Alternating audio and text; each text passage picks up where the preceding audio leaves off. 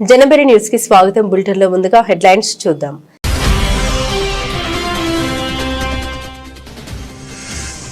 భారత్ తో వాణిజ్యంపై European commission president కీలక ప్రకటన.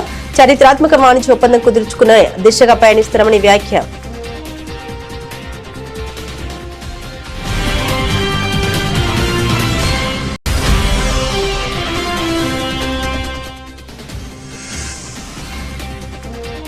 బీజేపీ జాతీయ అధ్యక్షుడిగా బాధ్యతలు చేపట్టిన నితిన్ నబీన్ పై ప్రధాని మోదీ ప్రశంసలు.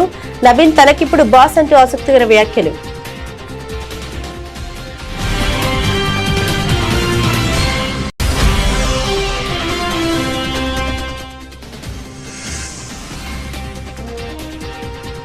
భారతదేశం ప్రపంచంలోని పెట్టుబడులకు అత్యుత్తమ గమ్యస్థానం. దావోస్ లో కేంద్ర మంత్రి ప్రహ్లాద్ జోషి వెల్లడి.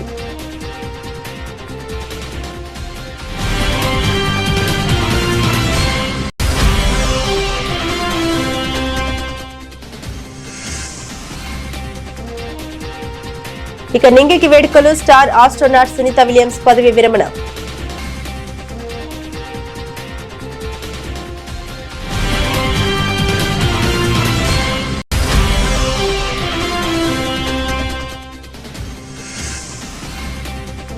ఇజ్రాయెల్ ఇన్నోవేషన్ అథారిటీ చైర్మన్ తో ముఖ్యమంత్రి రేవంత్ రెడ్డి భేటీ. AI, health, agritech, cyber security, aerospace రంగాల్లో ఇజ్రాయెల్ మద్దతు.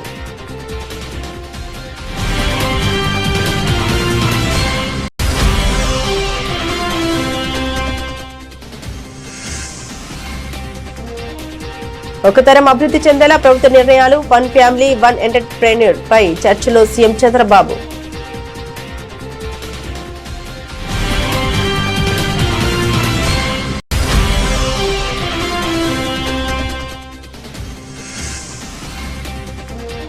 ఏడు గంటల సిట్ విచారణ అనంతరం మీడియాతో మాట్లాడిన హరీష్ రావు. దమ్ముంటే విచారణకు సంబంధించిన వీడియోలు విడుదల చేయాలని సీఎం రేవంత్ కు సవాల్.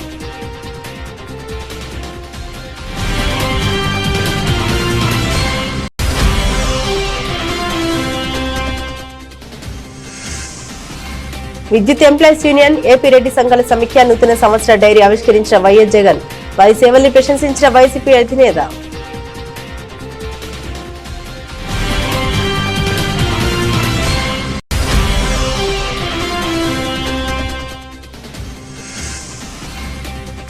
నైని బ్లాక్ వివాదంపై సీబీఐతో దర్యాప్తు జరిపించాలి. ప్రభుత్వాన్ని డిమాండ్ చేసిన బీజేపీ చీఫ్ రామచంద్రరావు.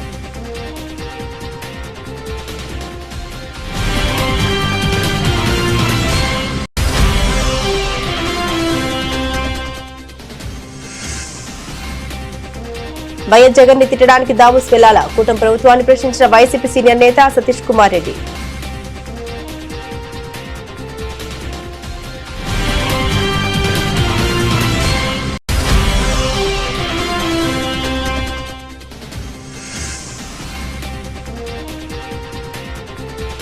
ఓట్ల జాబితా సవరణ విచారణకు హాజరైన క్రికెటర్ షమి.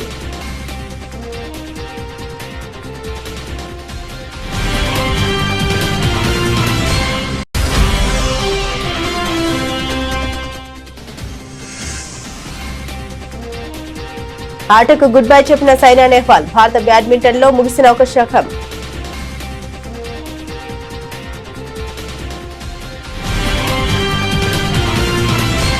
భారతదేశం ఐరోపా సమైక్యులు చారిత్రాత్మక వాణిజ్య ఒప్పందం కుదుర్చుకునే దిశగా పయనిస్తున్నాయని European commission president Ursula von der Leyen పేర్కొన్నారు. భారత ఐరోపా సమైక్యుల మధ్య స్వేచ్ఛ వాణిజ్య ఒప్పందం కోసం చర్చలు జరుగుతున్న విషయం తెలిసిందే. ఈ ఒప్పందం దాదాపు ఖరారయ్యే దశలో ఉంది. ఈ నేపథ్యంలోనే లేయన్ మాట్లాడారు.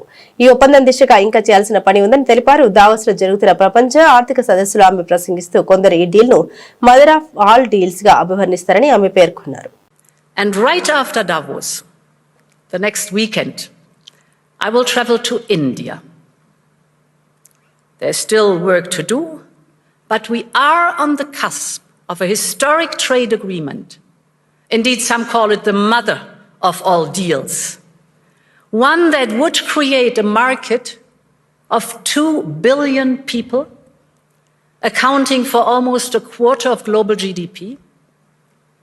And crucially, that would provide a first mover advantage for Europe with one of the world's fastest growing and most dynamic continents. Europe wants to do business with the growth centers of today and the economic powerhouses of this century, from Latin America to the Indo-Pacific and far beyond, Europe will always choose the world, and the world is ready to choose Europe.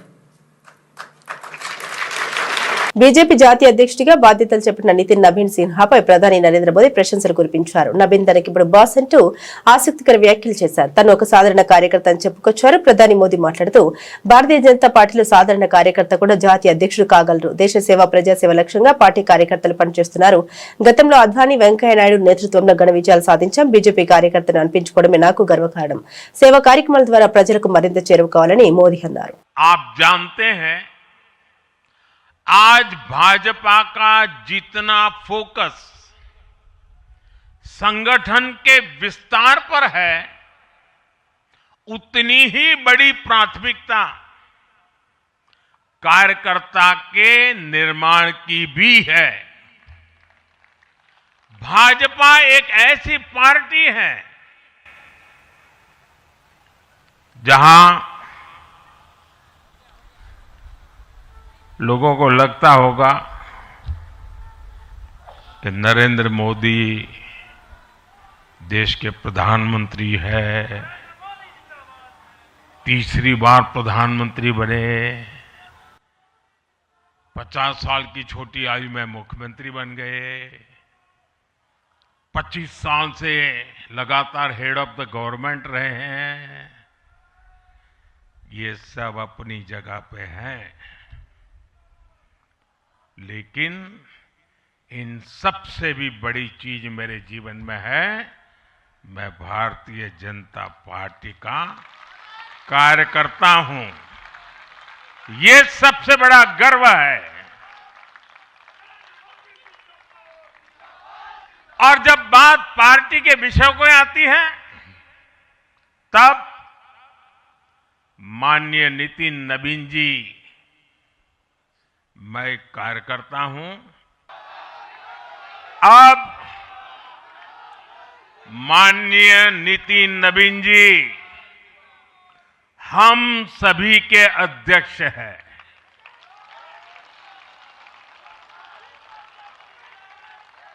और उनका दायित्व सिर्फ भाजपा को भी संभालना इतना नहीं है, एनडीए के सब साथियों के बीच भी उन्होंने तालमेल का बहुत बड़ा दायित्व भी देखना होता है. साथियों, माननीय नितिन जी के संपर्क में जो भी आया है, वो उनकी सरलता और सहजता की चर्चा जरूर करता है. बीजेपी युवा मोर्चा का दायित्व हो, अलग अलग राज्यों में प्रभारी के रूप में जिम्मेदारी हो, या फिर बिहार सरकार में काम करने का अनुभव हो, नितिन जी ने हमेशा जब जब जो जहां जहां जो जिम्मेवारी मिली, अपने आप को उन्होंने साबित किया है. భారతదేశం ప్రపంచంలోని పెట్టుబడులకు అత్యుత్తమ గమ్యస్థానమని కేంద్ర మంత్రి ప్రహ్లాద్ జోషి తెలిపారు. దావోస్ జరుగుతున్న వరల్డ్ ఎకనామిక్ ఫోరంలో ఆయన పాల్గొని ప్రసంగించారు. ప్రస్తుతం ప్రపంచంలోని పెట్టుబడులకు అత్యుత్తమ గమ్యస్థానమని ఆయన చెప్పుకొచ్చారు. పారిశ్రామికవేత్తలు భారతదేశంలో పెట్టుబడులు పెట్టేందుకు ముందుకు రావాలని కేంద్ర మంత్రి పిలుపునిచ్చారు. And decades ago, many people who used to come here from India, we on the sideline, when we used to discuss about the future, today whoever is in Davos, they feel that they should come to India Pavilion because it is the most best destination of the world today for the investment.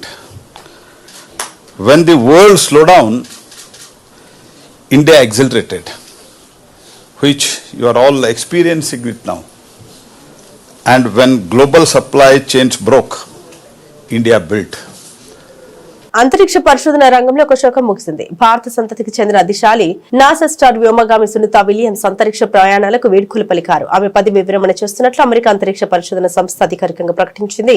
నిజానికి గతేడాది December 27 నుండే ఈ retirement అమల్లోకి వచ్చినట్లు వెల్లడించింది. Sunitha Williams పదవి విరమణ చేసిన ఆమె చేసిన పరిశోధనలు భవిష్యత్తులో జరగబోయే ఆర్టెమిస్ చందమామపైకి పంపే మిషన్ అంగారక గ్రహ యాత్రలకు పునాదిగా నిలుస్తాయని నాసా పేర్కొంది.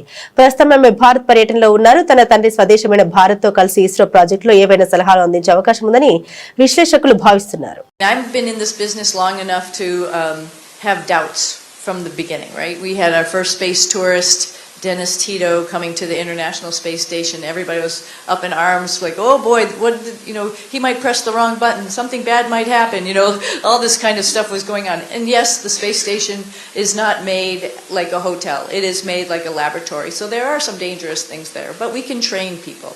We're smart. Human beings are smart. And that, has now grown all the way to we are ready to have commercial LEO destinations. So anyway, commercialization of space is great. And what it means in the United States, at least, is, I don't have knowledge all over the world, but from the United States is there are opportunities for people to work in so many different companies.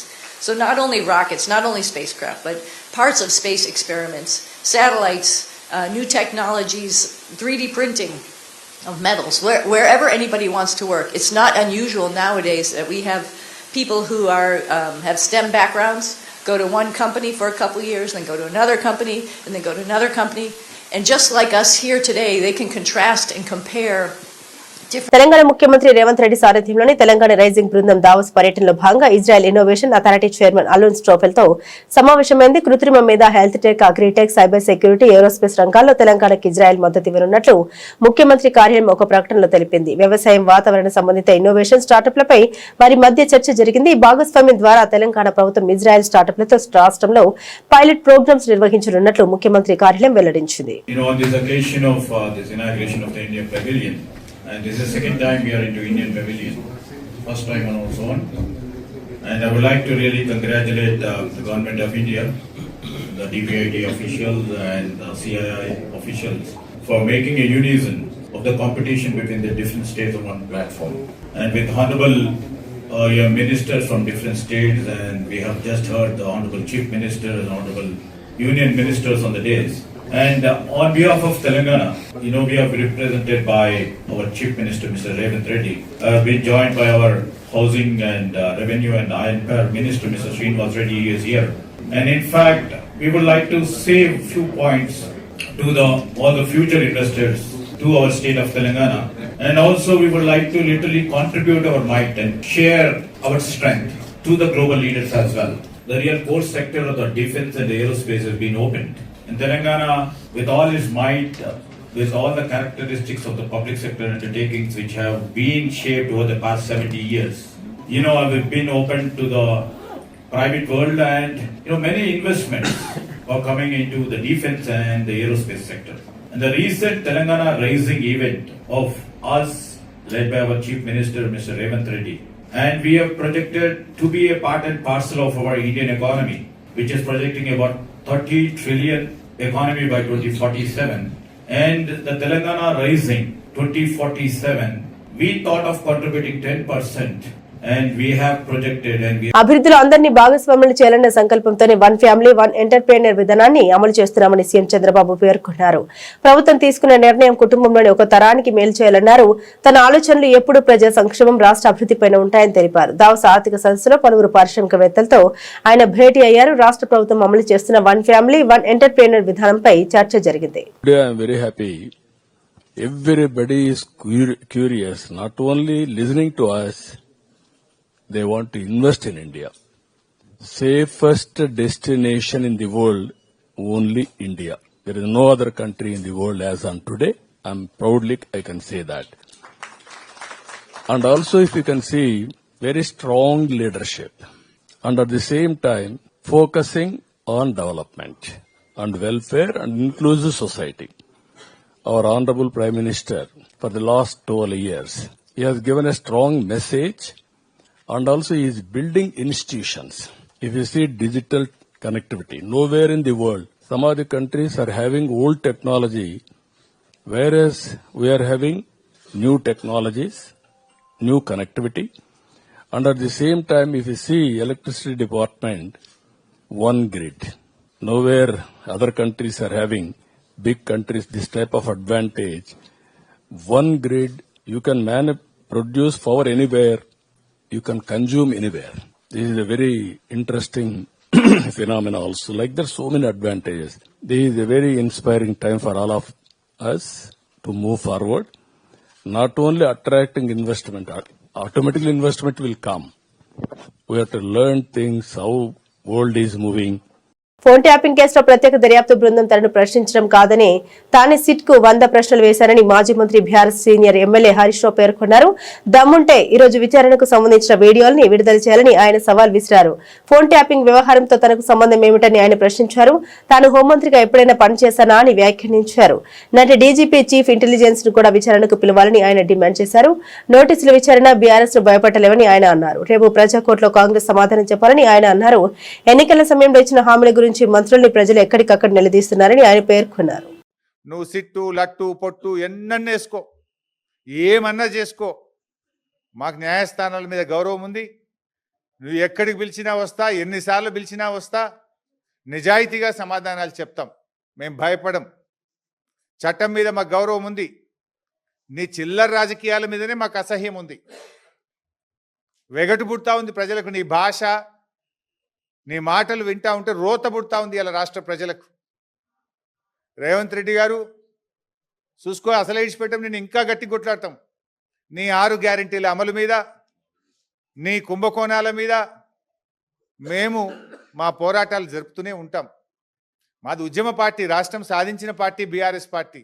మేము కేసీఆర్ సృష్టించిన సైనికులం, కార్యకర్తలం. మాకు త్యాగాలు తెలుసు, మాకు పోరాటాలు తెలుసు. నీలాగా వెన్నుపోట్లు, కుట్రలు, కుతంత్రాలు, చీకటి రాజకీయాలు మాకు తెలియవు. మా కేసీఆర్ నేర్పింది పోరాటం, త్యాగం, ప్రజల పక్షాన నిలబడడం మా కేసీఆర్ గారు నేర్పిండ్రు. నువ్వు ఎన్ని సిట్ నోటీసులు పంపుతో పంపు, మేము భయపడేది లేదు. కానీ నువ్వు దర్యాప్తు పేరు మీద ఆడుతున్నటువంటి ఈ నాటకం తెలంగాణ ప్రజలు నిశ్చితంగా గమనిస్తూ ఉన్నారు. నాకు తెలిసి ఇవాళ మళ్ళీ లీక్ ఇస్తారు. ఇట్లయిందట అట్లయిందట, లోపల ఓ చిల్లర లీక్ ఇస్తారు. దమ్ముంటే వీడియో బయట పెట్టు. మొత్తం వీడియో రికార్డింగ్ అయింది కదా. I'm challenging Revanth Reddy. ఇవాళ నన్ను అడిగిన ప్రశ్నలు, నేను చెప్పిన సమాధానాలు మొత్తం వీడియో బయట పెట్టు. రాష్ట్ర ప్రజలు చూస్తారు. చిల్లర లీకులు ఎందుకు ఇస్తావు? మళ్ళీ నాకు తెలిసి ఇప్పుడు సాయంత్రం లీక్ ఇస్తారు. లీకుల ప్రభుత్వం ఇది. లీకుల ప్రభుత్వం, స్కామ్ల ప్రభుత్వం. లీకుల మీదనే ప్రభుత్వాన్ని నడుపుతున్నాడు రేవంత్ రెడ్డి. ఎంతకాలం నడుపుతావు లీకులను? ఈ లీకులు, ఈ చిల్లర రాజకీయాలు, ఈ బురద రాజకీయాలు నడవయి. ప్రజలకు డెలివరీ కావాలి. ప్రజలకు ఇచ్చిన మాట నిలబెట్టుకోవాలి. అరే నాట్లు పడుతున్నాయి, ఇదివరకు రైతు బంధు ఇయ్యలే. రైతు బంధు ఎప్పుడు ఇస్తావో చెప్పు. నాట్లకు కేసీఆర్ పైసలు ఇస్తే నువ్వు ఓట్లకు పైసలు ఇస్తున్నావు. ఓ పంటకు ఇస్తున్నావు, ఓ పంటకు ఎగబెడుతున్నావు. ఓ పంటకు బోనస్ ఎగ్గొట్టినావు, 2 పంటలకు రైతు బంధు ఎగ్గొట్టినావు, సగం మందికి రుణమాఫీ ఎగ్గొట్టినావు, పంటల బీమా ఉత్తదే చేసినావు. అంతా 2 లక్షల ఉద్యోగాలు ఉత్తదే అయిపోయింది. మహాలక్ష్మి 2500 పత్తా లేదు. 4000 పింఛను ఇవాళ ముసలోళ్ళు కళ్ళల్లో వత్తులు వేసుకొని అవ్వాతాతలు ఎదురు చూస్తున్నారు. వాటి గురించి మాట్లాడు. వైఎస్ఆర్ కాంగ్రెస్ పార్టీ కేంద్ర కార్యాలయంలో వైఎస్ఆర్ విద్యుత్ ఎంప్లాయీస్ యూనియన్ ఆధ్వర్యంలో 2026 నూతన సంవత్సర క్యాలెండర్ మరియు డైరీలను మాజీ ముఖ్యమంత్రి వైఎస్ఆర్సీపీ అధినేత వైఎస్ జగన్మోహన్ రెడ్డి ఆవిష్కరించారు. ఈ సందర్భంగా విద్యుత్ ఉద్యోగుల సేవల్ని ఆయన ప్రశంసిస్తూ రాష్ట్ర అభివృద్ధిలో వారికి పాత్ర కీలకమని పేర్కొన్నారు. అలాగే ఆంధ్రప్రదేశ్ రెడ్డి సంఘాల సమైక్య ఆధ్వర్యంలో రూపొందించిన 2026 నూతన సంవత్సర డైరీని వైఎస్ జగన్మోహన్ రెడ్డి ఆవిష్కరించారు. రాష్ట్ర వ్యాప్తంగా వివిధ ప్రాంతాల్లో కార్యకలాపాలు నిర్వహిస్తున్న 40 రెడ్డి సంఘాల సమాచారాన్ని సమగ్రంగా క్రోడీకరించి ఈ డైరీని రూపొందించడం విశేషం. ఈ సందర్భంగా సంఘాల మధ్య ఐక్యత, సమన్వయం పెంపొందించడంలో ఇలాంటి ప్రయత్నాలు కీలక పాత్రను పోషిస్తాయని నాయకులు తెలిపారు. సామాజిక సేవలు, అభివృద్ధి కార్యక్రమంలో రెడ్డి సంఘాల పాత్రను మరింత బలోపేతం చేసేలా ఈ డైరీ ఉపయోగపడుతుందని పేర్కొన్నారు. కాంగ్రెస్ బీఆర్ఎస్ పార్టీలపై బీజేపీ తెలంగాణ రాష్ట్ర అధ్యక్షుడు రామచంద్రరావు తీవ్ర స్థాయిలో ఫైర్ అయ్యారు. సింగరేణి అవినీతిలో బీఆర్ఎస్ కాంగ్రెస్ లది సమాన పాత్ర ఉందంటూ ఆయన విమర్శించారు. మంగళవారం ఢిల్లీలో ఆయన మీడియాతో మాట్లాడారు. సింగరేణిలోని నైని బ్లాక్ వివాదంపై సీబీఐ లేదంటే ఏదైనా సంస్థతో దర్యాప్తు జరపాలి. ఇది ముఖ్యమంత్రి, మంత్రుల మధ్య జరిగిన గొడవల వల్లే బయటకు వచ్చింది. మీడియాలో వచ్చిన తర్వాతే నైని బ్లాక్ టెండర్లు రద్దు చేశారు. అంతకుముందు టెండర్లు ఎందుకు రద్దు చేయలేదో బట్టి బయట పెట్టాలని ఆయన అన్నారు. అదేవిధంగా మీరు ఈ రకమైనటువంటి ఒక ఏదైతే సింగరేణికి సంబంధించినటువంటి అనేక కుంభకోణాలు మీ సమయంలో కూడా జరిగినాయి. మీరు కూడా ఎవరికి ఇచ్చారు కాంట్రాక్ట్లు, ఎవరికి ఇచ్చే ప్రయత్నం చేశారు తెలవదా? అందరికీ తెలిసిందే. కాబట్టి ఈరోజు సింగరేణి సంబంధించినటువంటి ఒక వ్యవహారం అవుతుందో, తెలంగాణ ప్రజలకు 9 బ్లాక్లో ఏం జరిగింది, ఎవరికి ఎంత ముట్టినాయి, ఎవరెవరి మధ్యలో ఏమేమి జరిగినాయి, ఇవన్నీ కూడా తెలంగాణ ప్రజలకు తెలవాల్సిన అవసరం ఉన్నది. ఎందుకు టెండర్స్ క్యాన్సిల్ చేశారు, అంతకుముందు టెండర్లు ఎవరికి ఇచ్చారు, ఎంతకు పాడారు. ఎందుకంటే సుప్రీంకోర్టు గైడ్లైన్స్ ప్రకారమే చేయాల్సింది ఏదైనా. మరి ఒకేపు నష్టం జరుగుతుందని చెప్పేసి చెప్పినటువంటి ఒక సింగరేణిలో మీరు ఆ సింగరేణిలోనే ఇంత కోట్లు సంపాదించుకుంటున్న కమిషన్ల కింద అంటే సింగరేణి ఎందుకు నష్టాలు ఉన్నది? వాటికి మీ 50,000 కోట్ల రూపాయలు మీరు బకాయిలు ఉన్నారు సింగరేణికు. దాన్ని మాత్రం అక్కడ పెట్టుకున్నారు మీరు. వాళ్ళకు జీతాలు ఇవ్వాలంటే బ్యాంక్ దగ్గర అప్పులు తీసుకొచ్చి ఇస్తున్నారు మీరు. మరి దాన్ని పెట్టినటువంటి 40 కోట్లు 50,000 కోట్లు దాంతో అక్కడ ఉన్నటువంటి కార్మికులు ఏం లాభం చేస్తున్నారు? ఈ ప్రభుత్వం ఇది ఒక మొత్తం కాంగ్రెస్ ప్రభుత్వం ఒక్క ఈ సింగరేణిలో 9 బ్లాక్లనే కాదు, అన్ని అంశాల్లో కూడా వాళ్ళ మంత్రుల మధ్యన తగాదా, సామాన్య ప్రజలకు పరిపాలన పక్కకు పెట్టి మీ కమిషన్ల కోసం, మీ యొక్క కాంట్రాక్ట్ల కోసం, మీ బంధుమిత్ర కాంట్రాక్ట్ చేయడానికి మీరు ఈరోజు మీ యొక్క ప్రభుత్వం పనిచేస్తూ ఉంది. మీ మంత్రులు ఎవరెవరి మధ్యలో ఏమైనా గొడవలు ఉన్నాయి, ఎవరెవరు ఎంతెంత పంచుకుంటున్నారు, ఎవరు ఎక్కువ పంచుకుంటున్నారు, అక్కడనో కుటుంబ సభ్యులు ఎవరు ఎక్కువ పంచుకున్నారో ఏందో వాళ్ళ గొడవలు వాళ్ళవి. వాళ్ళు కూడా సింగరేణిలో అవతకొక చేశారు బీఆర్ఎస్. ఒకవేళ పెట్టుబడుల పేరుతో తండ్రి కొడుకులు చంద్రబాబు లోకేష్ చేసుకుంటున్న ప్రచారమంతా వట్టి బూటకమేనని, కంపెనీల ఏర్పాటు పేరుతో వేల కోట్ల విలువైన భూములు బినామీలకు దోచిపెట్టి ప్రభుత్వ సంపదను దోపిడీ చేస్తుంది మాత్రమే నిజమని వైఎస్ఆర్సీపీ రాష్ట్ర ప్రధాన కార్యదర్శి సింగారెడ్డి సతీష్ కుమార్ రెడ్డి స్పష్టం చేశారు. తాడేపల్లిలోని పార్టీ కేంద్ర కార్యాలయంలో ఆయన మీడియాతో మాట్లాడుతూ ఏటా పెట్టుబడుల పేరుతో చంద్రబాబు చేస్తున్న దావోస్ పర్యటనలన్నీ భోగసరి, లక్షల కోట్ల ఒప్పందాలు జరిగాయని చెప్పడమే తప్ప వాటిలో కార్యరూపం దాల్చిన వాటి వివరాలు చెప్పే ధైర్యం కూటమి ప్రభుత్వానికి లేదని విమర్శించారు. చంద్రబాబు మాత్రం ఎకరం 99 పైసలకే కట్టబెట్టడం దోపిడీ కాక ఇంకేమిటని ప్రశ్నించారు. దీనిపై జర్నలిస్టు ప్రశ్నిస్తే మా ఇష్టం లేని ఇస్తా అని చెబుతున్న నారా లోకేష్ కి అధికార మదం తలకెక్కిందని మండిపడ్డారు. ప్రభుత్వ స్థలాలు, ప్రజలకు సంబంధించినటువంటి స్థలాలు కారు చౌకగా ఇచ్చేటువంటి అధికారం నీకు ఎవరిచ్చారు అని చెప్పి నేను అడుగుతున్నాం. అదే రకంగా కపిల్ చిట్ ఫండ్స్ ఏమన్నా ఈ దేశానికి, ఈ రాష్ట్ర ప్రజలకు ఏమైనా ఉపయోగకరమైనటువంటి వ్యక్తుల? వాళ్ళకు ల్యాండ్ అలాట్మెంట్ చేస్తావు, లూలు మాల్కు ల్యాండ్ అలాట్ చేస్తావు. ఎవరు ఈ లూలు? వాడి ఈ దేశానికి చేసేటువంటి సేవ ఏంది నాకు అర్థం కాలే. ఎందుకు వాళ్ళకందరికీ మీ ప్రభుత్వ స్థలాలు ఇస్తారు? ఒకసారి తెలంగాణ ప్రభుత్వంలో మీరు పోయి ఒకసారి విచారించండి.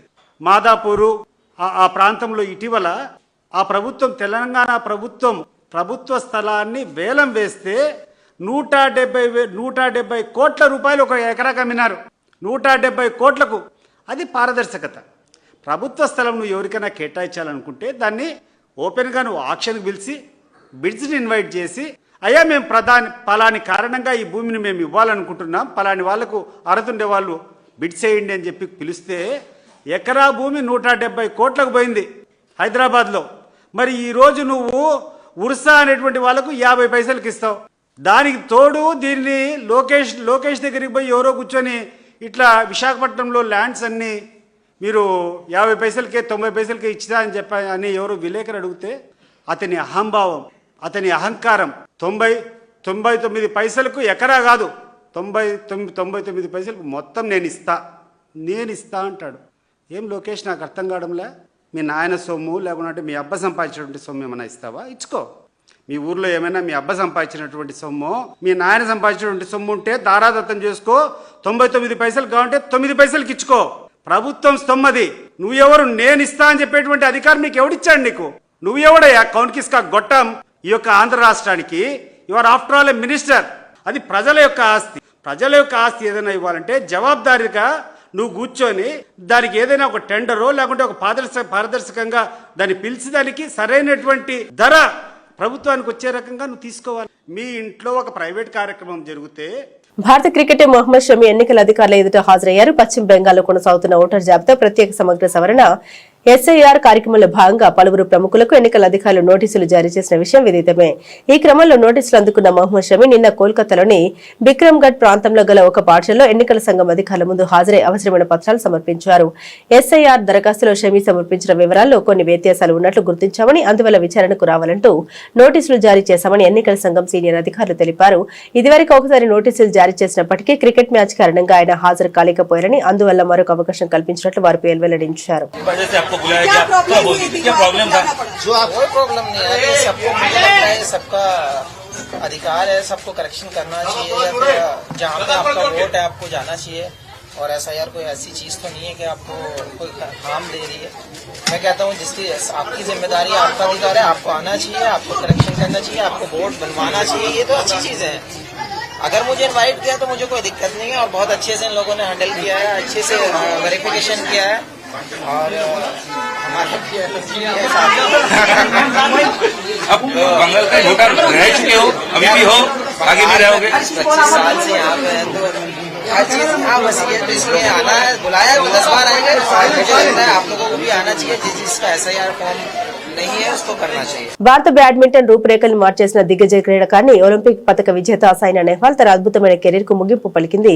గత 2 ఏళ్లుగా తీవ్రమైన మోకాలు నొప్పితో ఆటకు దూరంగా ఉన్న ఆమె తన శరీరం ఇక ఉన్నత స్థాయి పోటీలకు సహకరించడం లేదని, ప్రొఫెషనల్ గా ఆడలేనని స్పష్టం చేసింది. అధికారికంగా రిటైర్మెంట్ ప్రకటించకపోయినప్పటికీ తాజాగా ఒక పాడ్కాస్ట్ లో ఆమె చేసిన వ్యాఖ్యలతో తన ప్రస్థానం ముగిసినట్టు తెలిపోయింది. రిటైర్మెంట్ గురించి ప్రత్యేకంగా ప్రకటించాల్సిన అవసరం లేదనుకుంటున్నానని సైనా పేర్కొంది. మోకాల్లోని కార్టిలేజ్ పూర్తిగా దెబ్బతినడం, ఆర్థరైటిస్ సమస్యల వల్లే ఈ కఠిన నిర్ణయం తీసుకున్నట్లు సైనా వివరించింది. ప్రపంచంలో అత్యుత్తమంగా రాణించాలంటే రోజుకు 8 నుండి 9 గంటల శిక్షణ తీసుకోవాలి. కానీ ఇప్పుడు 1-2 గంటలకే నా మోకాలు వాచిపోయి నొప్పి మొదలవుతుంది. ఆ తర్వాత ఆడటం చాలా కష్టంగా మారింది. ఇక నా శరీరాన్ని ఇంతకంటే కష్టపట్టలేననిపించింది. అందుకే చాలనుకున్నాను అని ఆమె భావోద్వేగంతో తెలిపింది. బులెటిన్ ముగించే ముందు హెడ్లైన్స్ మరోసారి.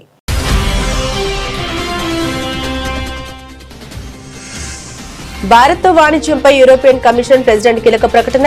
చరిత్రాత్మక వాణిజ్య ఒప్పందం కుదుర్చుకునే దిశగా పయనిస్తున్నామని వ్యాఖ్య.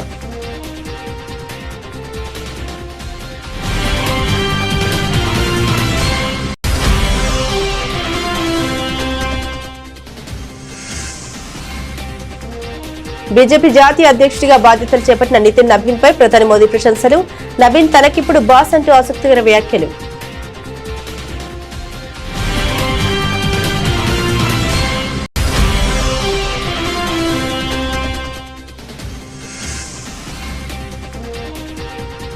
భారతదేశం ప్రపంచంలోని పెట్టుబడులకు అత్యుత్తమ గమ్యస్థానం. దావోస్లో కేంద్ర మంత్రి ప్రహ్లాద్ జోషి వెల్లడి.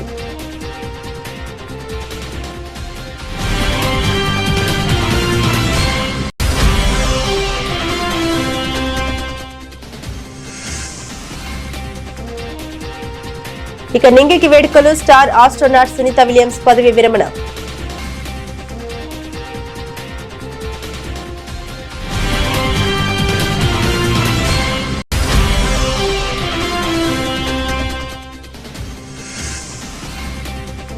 ఇజ్రాయెల్ ఇన్నోవేషన్ అథారిటీ చైర్మన్ తో ముఖ్యమంత్రి రేవంత్ రెడ్డి భేటీ. AI, health, agritech, cyber security, aerospace రంగాల్లో ఇజ్రాయెల్ మద్దతు.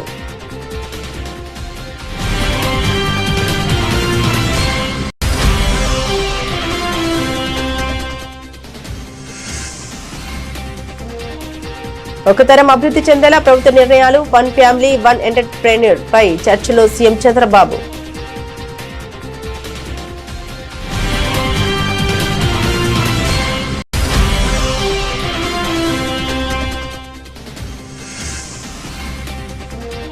ఏడు గంటల సిట్ విచారణ అనంతరం మీడియాతో మాట్లాడిన హరీష్ రావు. దమ్ముంటే విచారణకు సంబంధించిన వీడియోలు విడుదల చేయాలని సీఎం రేవంత్ కు సవాల్.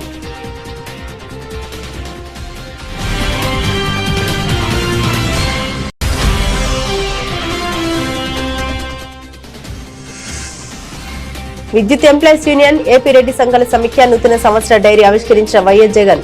వారి సేవల్ని ప్రశంసించిన వైసీపీ అధినేత.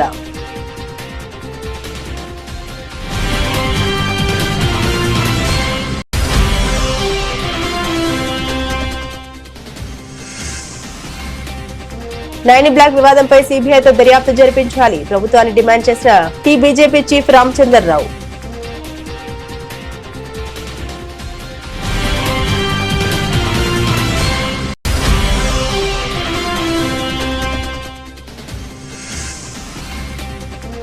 వైఎస్ జగన్ ని తిట్టడానికి దావోస్ వెళ్లాలా? కూటమి ప్రభుత్వాన్ని ప్రశ్నించిన వైసీపీ సీనియర్ నేత సతీష్ కుమార్ రెడ్డి.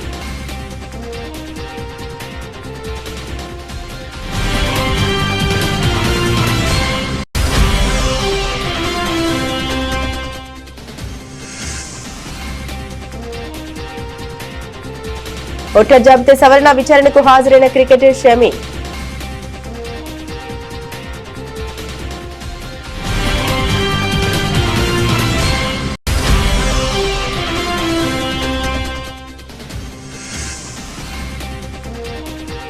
ఆటకు గుడ్ బై చెప్పిన సైనా నెహ్వాల్. భారత బ్యాడ్మింటన్ లో ముగిసిన ఒక శకం.